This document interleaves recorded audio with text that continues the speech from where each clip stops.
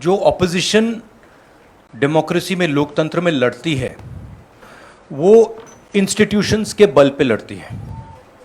मतलब जो देश का लीगल स्ट्रक्चर होता है, जुडिशियल स्ट्रक्चर होता है, जो देश का इलेक्टोरल स्ट्रक्चर होता है, जो देश की मीडिया होती है, उसके बल पर ऑपोजिशन खड़ी होती है।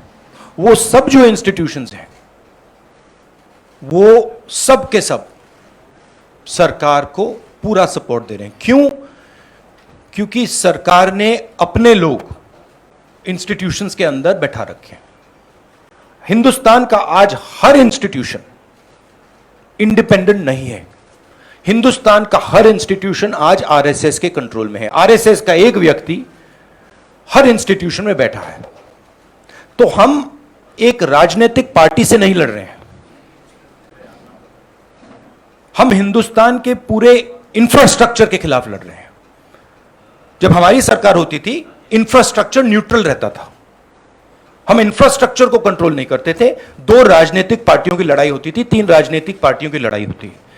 आज इंफ्रास्ट्रक्चर सरकार का पूरा एक पार्टी के साथ है। फाइनेंशियल इंफ्रास्ट्रक्चर उनके साथ है। अगर कोई दूसरी पॉलिटिकल पार्टी को सपोर्ट करना चाहे, उस पर ईडी लगा दी जाती है, सीबीआई लगा दी जाती है, धमकाया जाता है, डराया जाता है। तो फाइनेंशियली मोनोपोली है बीजेपी की, आरएसएस की, इंस्टीट्यूशनली मोनोपोली है। इसीलिए ऑपोजिशन इफेक्टिवली, अग्रेसिवली खड़ी हो रही है, बट इंपैक्ट जो होना चाहिए वो दिख नहीं रहा है। This is just complete nonsense. आज सबसे ज्यादा अनएम्प्लॉयमेंट हिंदुस्तान में, महंगाई बढ़ती जा रही है, गैस सिलेंडर की प्राइसेस बढ़ती जा रही हैं। पता नहीं, शायद मतलब फाइनेंस मिनिस्टर को मतलब ये आंकड़े दिख ही नहीं रहे हैं, या उनको बताया गया है कि बस बोलते जाइए, बट ये रियलिटी नहीं है। आप किसी भी कस्बे में चले जाइए, किसी भी गांव में चले जाइए, किसी भी शहर में चले जाइए, पूछिए महंगाई की क्या हालत है, आपको बताएंगे कि सबसे ज्यादा आज महंगाई है। तो देखिए, रियलिटी एक है और परसेप्शन एक बनाया जाता है। ठीक है, कहते हैं स्टार्टअप इंडिया, ठीक है, पूरा ट्रांसफॉर्मेशन कर दिया। आप मुझे दिखाओ स्टार्टअप इंडिया है कहां?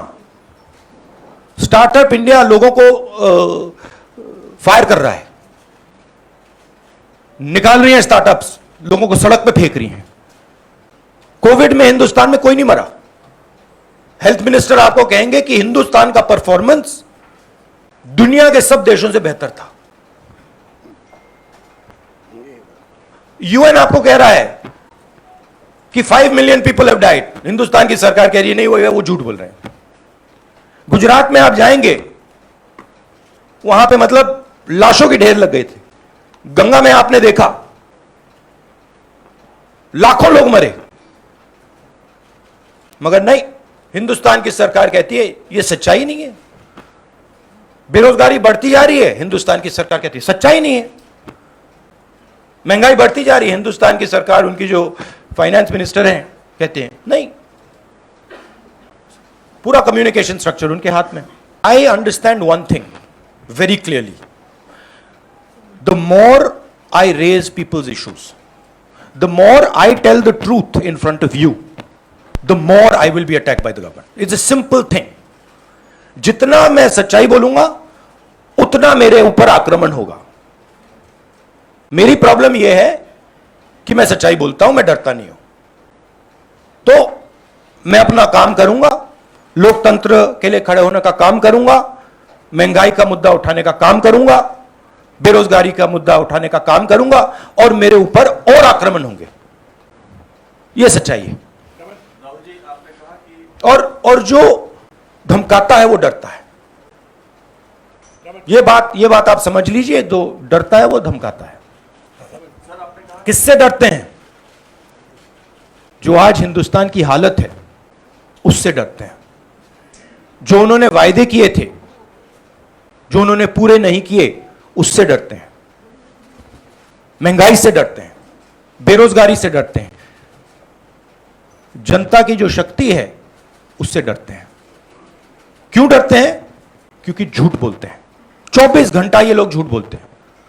बेरोजगारी नहीं है, प्राइस राइज नहीं है, चाइना नहीं आया।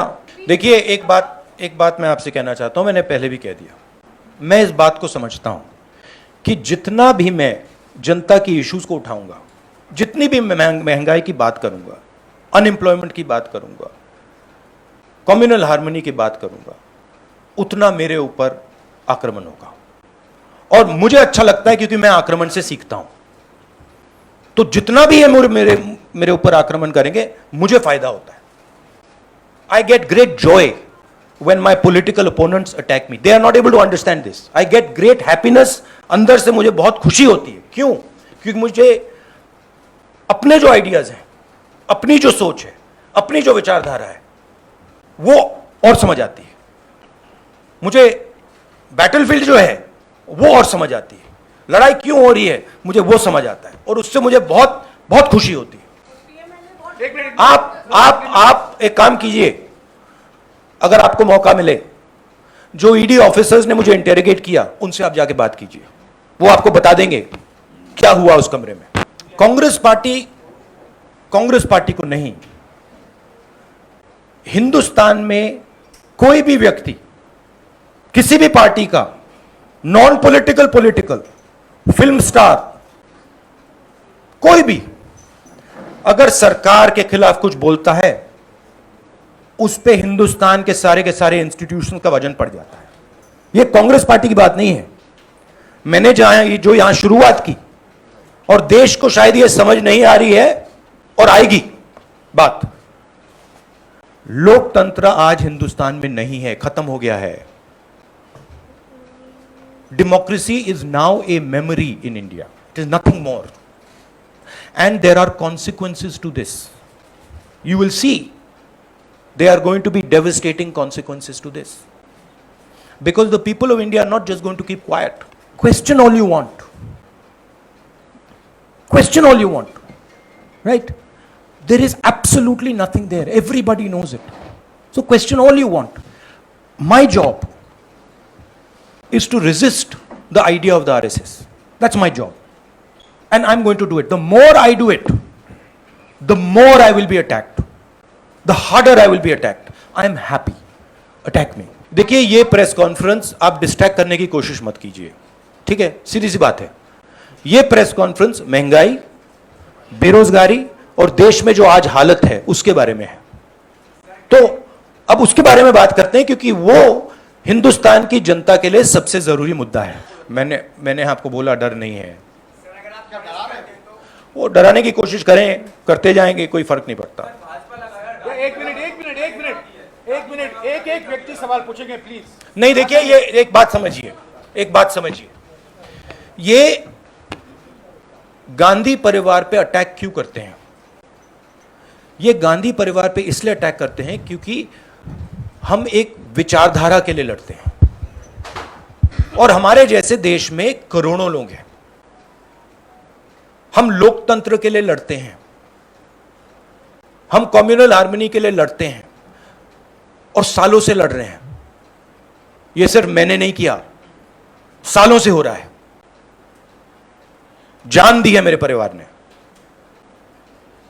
यह हमारी जिम्मेदारी है, रिस्पॉन्सिबिलिटी है, जो भी आप कहना चाहो, क्योंकि हम इन विचारधाराओं के लिए लड़ते हैं।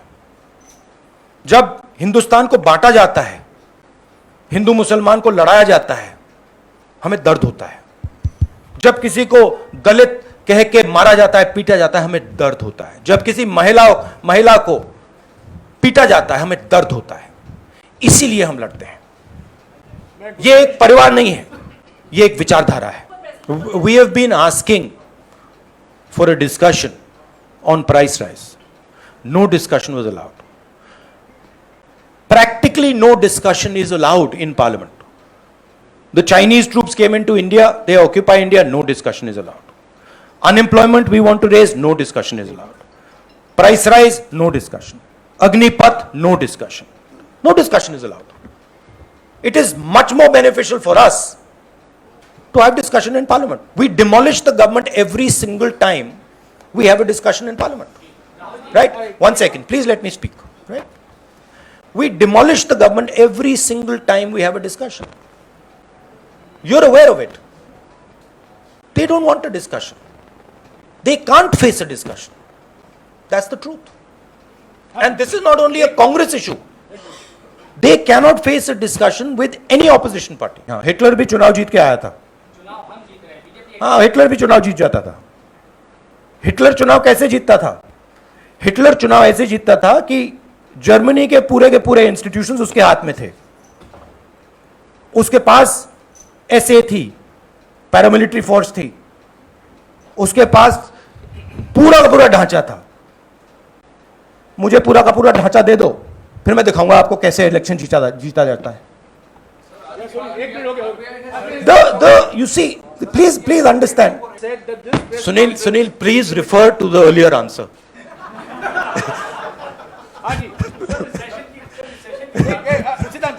I will please refer to that one. It is there. You can look at the video. First round में सबको मौका देना. You can look at the video nicely, and it's all there. No supplementary please. हाँ please. Rahul, जब लोकसभा में बहस हुई थी तो निर्मला सीतारमण ने कहा था मैक्रो इकोनॉमिक फंडामेंटल्स हमारे परफेक्ट हैं, इसलिए श्रीलंका से अगर I think the macroeconomic fundamentals that she's talking about is something else. I don't think the finance minister has any understanding of what is going on in the economy of India. Zero understanding, right? She is there as a mouthpiece. She has absolutely no understanding. हाँ जी. बीच में. If she had understanding, we would not be in the situation we're in, right? The entire job creation system of India has been destroyed. Small and medium businesses have been wiped out. We have a GST which is a disaster. Please go and ask any state and they will tell you this GST is a disaster, right? We have the highest unemployment in the country. Price rise across the board. And the finance minister is saying there is no problem. Fine. एक minute यार, एक minute. एक तरीका है सवाल पूछने का. हाँ. BJP alleges that Congress is आपको मौका दूंगा. using the tactics of shoot and scoop. आप उसको अटैक करते हैं, फिर आप चले जाते हैं पार्लियामेंट से बाहर, और बीजेपी कहती है वो Congress is not participating in the discussion. Please refer to my earlier answer, which I had just given, about the importance of debate and how we are not allowed to debate in parliament. हाँ या राहुल जी बोलिए. आज कांग्रेस जगह जगह प्रदर्शन करने की बात कर रही है और अनुमति नहीं मिली, तो ऐसे में आप कैसा रहेगा? फिर आपकी ओर से क्या क्या प्रदर्शन? अब देखेंगे, हमारा काम विपक्ष का काम है. एक तरीका चलेगा नहीं चलेगा उसको हम टेस्ट करेंगे, दूसरा तरीका टेस्ट करेंगे, तीसरा तरीका टेस्ट करेंगे, मगर हम रेजिस्टेंस को नहीं छोड़ेंगे. हाँ जी. Last to question. आखिर में एक मिनट यार, एक मिनट सुनिए. रुक जाइए प्लीज. राहुल, आपने कहा कि विपक्ष को खत्म करने की कोशिश है, आपको डराया जा रहा है, अटैक किया जा रहा है. क्या इस बात का भी आपको अंदेशा है कि आपकी या सोनिया गांधी की गिरफ्तारी भी हो सकती है? मैंने आपसे कहा आप जो भी करना चाहते हो करो, कोई फर्क नहीं पड़ता मुझे. It does not make me any difference. You have to understand this. You have to understand the culture I come from. It does not make me any difference. I will be the happiest person.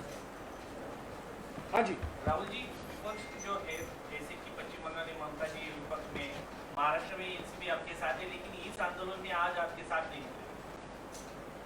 इन्होंने कहा है ये press conference महंगाई, GST और आर्थिक मुद्दों पर सीमित है. और इसी पर अगर आपको सवाल है तो पूछिए. जी राहुल, आपने जिक्र किया कि विपक्ष की जो मजबूती होती है वो संस्थान होते हैं, इंस्टीट्यूशंस होते हैं. हमने अभी देखा कि पीएमएलए को लेकर जिस तरह से लगातार आप भी हमलावर हैं, पीएमएलए के जो प्रावधान थे उसके खिलाफ 242 याचिकाएं सुप्रीम कोर्ट में दी, लेकिन सुप्रीम कोर्ट का एक आदेश आता है और उसके बाद भारतीय जनता पार्टी कहती है कि अब विपक्ष के नेताओं पर और ज्यादा सारे के सारे हिंदुस्तान के इंस्टीट्यूशंस आज आरएसएस बीजेपी के कंट्रोल में है. सारे के सारे, एक नहीं बचा है, सारे के सारे. तो जो ऑपोजिशन का आइडिया है, ऑपोजिशन के ऑर्गेनाइजेशंस नहीं, ऑपोजिशन के का जो आइडिया है उस पर आक्रमण हो रहा है।